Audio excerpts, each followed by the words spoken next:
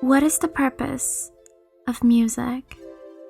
This is my very existential way of starting yet another extremely thought-provoking video. But take a second to think about it. What is the purpose of music? Whatever conclusion you'll come to, it will essentially boil down to the same thing. It makes moments of our lives simply better. It exists as a soundtrack of our lives, regardless of the setting. It paints a picture as vivid as a photograph through sound. All we need is a single note, chord progression, or melody to give a whole new meaning to every moment, even the most boring and mundane. But what happens when the music and the setting come packaged together, like a cute 2-for-1 deal that's just too good for us to ignore? That's another existential question gamers and critics alike ask themselves whenever they see the Minecraft soundtrack as the #1 album for 2011. Was it really that good, or was I just in another G Fuel-induced fever dream? Ladies and gamers, I think I have the answer, and to get to it, we'll need to finally figure out why everyone, you and me included, has been so obsessed with the Minecraft soundtrack for the last 10 years.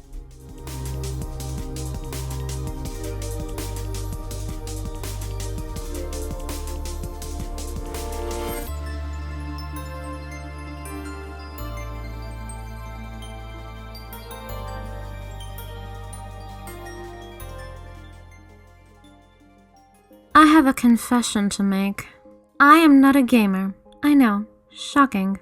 While this might make me seemingly disqualified to dissect the subject of video game music, I'd argue it makes it an even more compelling affair. Like, what can I possibly know about Minecraft music without even ever having played it? 3 things of blood come out and then it goes all the way down and stuff, and there's like other gross ones that are like some dude to go inside your body and There's a certain reputation that surrounds the world of video games. Despite the growing popularity over the last decade, the stigma and stereotypes that associate video games with nerd culture, isolation, shallowness, and even violence persist. And they don't help when it comes to discrediting the music, which is typically not seen as real art. Okay, yay, no problem. And this is even worse in the world of Minecraft, a game that we outsiders tend to associate specifically with children. But maybe you'd be surprised to know that this was never the goal of Marcus Persson, also known as Notch, the creator who wanted a game with blood, physics, and exploding bodies. And hey, that is just one mod away. Still, that didn't stop the game from getting traction with younger kids specifically, which gave the game not only immense popularity but also contributed to the nostalgia effect that has made its music so incredibly memorable.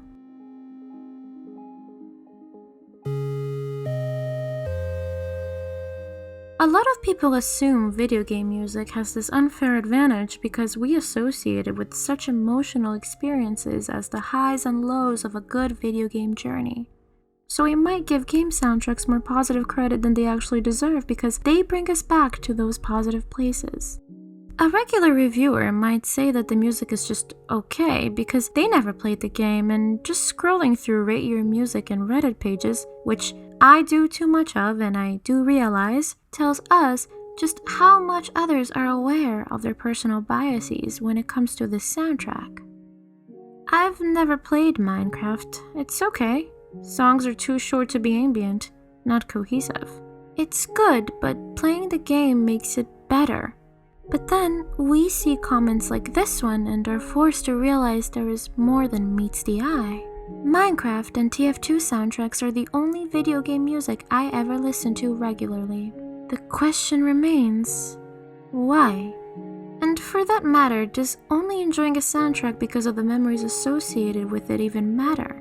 Most casual listeners are not professional reviewers and could stand to make that argument for pretty much all of their favorite music.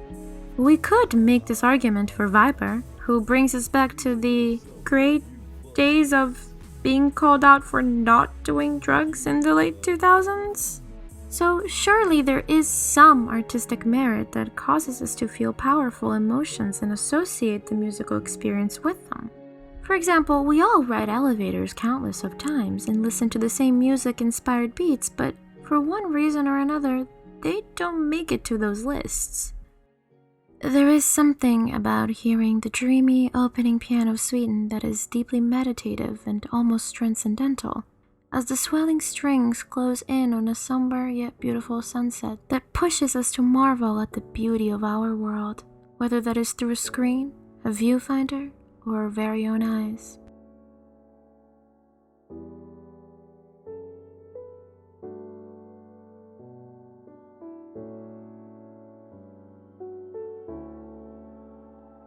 Video game music has gone through quite the evolution recently. With the growing budgets for releases, so do the scopes of the soundtracks, getting more and more orchestral, cinematic, and nothing like the chiptune we tend to expect from them.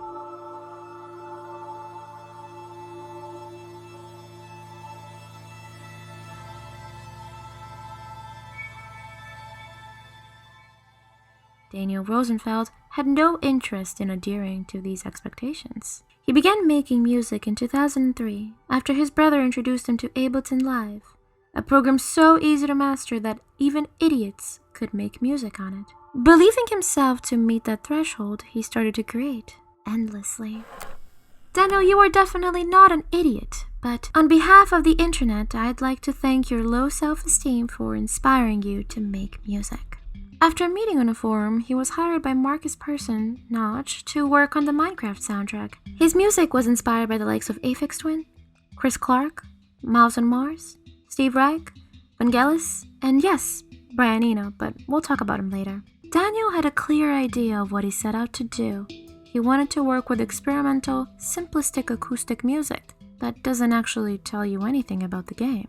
People would assume something Pixar-esque or like something like Sunday morning Disney movie kind of like vibe, like the happy schmappy orchestra stuff. And that's absolutely not what you get. You get like kind of like sad, melancholic, very minimalistic stuff. I think that it's just very left field, and I like kind of like going like just like subverting people's thoughts of what the music can be. I always like that. The first real songs that made their way into Minecraft were known as Calm 1, Calm 2, and Calm 3. Yes, those are the title theme Minecraft, the language track Clark, and the iconic Sweeten. And you can hear Daniel's signature melancholic minor chords in all of them. The only narrative thread he preserved was the loneliness that 2009 Minecraft, which did not have a multiplayer mode, exuded at the time. As the game grew, beta phase through beta phase, and finally with an alpha release, more music was added, until finally Daniel gave in and released the official soundtrack in 2011, where he featured extended tracks and brought them into new territory. For example, splitting multiple songs even though they were the same original track, and adding short pauses in between them. You can hear this in some of my favorite tracks, The Playful Cat and Dog. Daniel felt the need to add more to the songs than what was in the game, because he didn't feel like the players would be interested in buying music that was already in Minecraft. Extending the pieces in a more cohesive composition felt better than just slapping soundbites on an album. He saw the tracks like a jigsaw puzzle, putting them next to each other to see if they worked. This way, it makes sense that the songs are here in this order, but we wouldn't know that if we listened to the album alone, because it sounds like one cohesive whole. It becomes something to be enjoyed separately from the game, but still threaded together by leitmotifs or melodies that recur throughout different songs.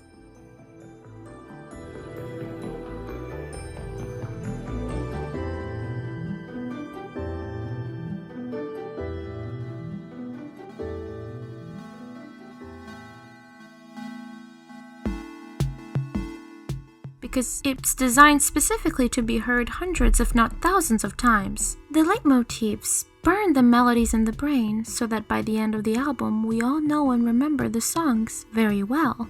To Daniel, repetition was a tool because the music that he made was repetitive by design, and the repetition was intended to induce a state of relaxation or concentration, something that might be useful to listeners trying to work or get to sleep, and especially during 2020. So the repetition that made the music cohesive for the video game it came from was also the main attraction of its crossover appeal to mainstream potential. But if the music never stops, you never have time to think about the music.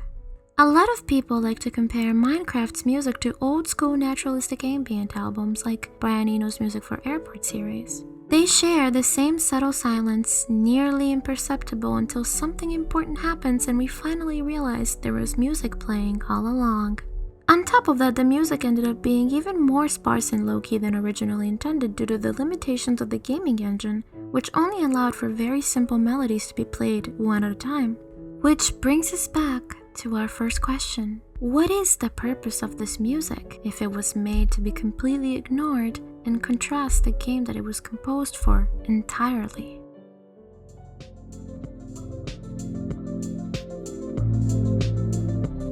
In many ways, video game soundtracks are nothing other than elaborate concept albums with, well, a very successful concept. Would something really change if you were to hear the Minecraft soundtrack before playing the game, not knowing it was a soundtrack in the first place? Sure, the repeating melodies and leitmotifs may clue you in, but would it detract away from your enjoyment? Answer honestly. Would it?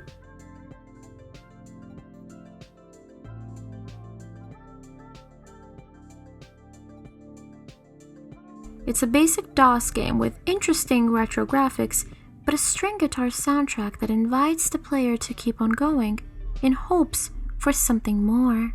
In relation to the game, the soundtrack works as a means for keeping us engaged within a world, whether it is through fun chiptune or ambient subversions.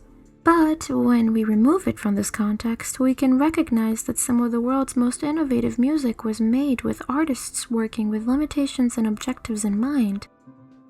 Minecraft's soundtrack attempts to do this by simultaneously uplifting and bringing to even the most tedious points of the game a sense of purpose. The open sandbox of Minecraft gameplay attempts to imitate real life in its endlessness more than your average video game, without a linear movement, and the music works in the same way. The real magic of Minecraft music comes in because of its randomness, its potential to accidentally soundtrack one of the many casual milestones of the game, and this can apply the same way to your daily commute as it does to your daily blocky dig. As you look at the world, track after track coming in on your headphones, you are separated by a layer of sound others cannot hear, gazing inward. And whether you're looking back at the past and your memories of the game, or thinking about the friends you used to play with, or just noticing the little acts of affection and laughter behind the face masks of our lonely reality, the music tinges every moment. I'm sure Minecraft music is always going to take me back to this exact park, in this exact place, despite me not ever having played the game.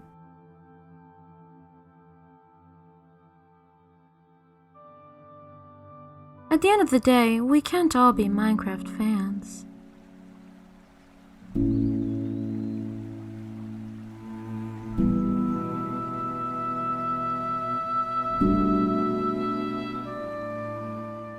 Minecraft is now a huge phenomenon, and many would argue that video game music doesn't even reflect one artist's vision of their work, but rather a collaborative effort, which, while in many ways similar to most big-budget studio productions, does tend to modify the end product from the original vision.